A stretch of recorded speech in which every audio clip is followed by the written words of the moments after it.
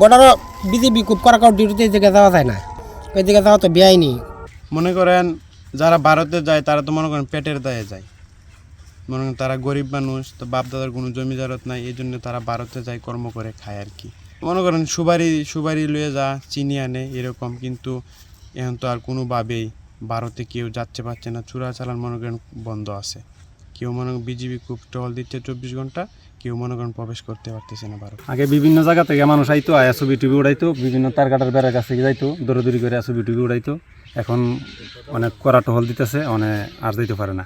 কিছুদিন আগেও 2জন লোক ধরে নিয়ে আটক করছে বিজিবির লোক, এই জন্য অনেক ভয়ে আয় না, বর্ডার একদম কঠিন অবস্থা। ওইদিকে শুনছি একজন গুলিবিদ্ধ মারা গেছে মাসিমপুরের এইদিকে। আমরা যারা বর্ডার এলাকায় আসি তারা আতঙ্কিত গেছি, ভয় পাইছি, এখন আর আমরা সীমান্ত এলাকায় আসি না। নিয়মিত জনসচেতনমূলক কার্যক্রমের মাধ্যমে সীমান্ত এলাকাবাসীকে সচেতন করা হচ্ছে।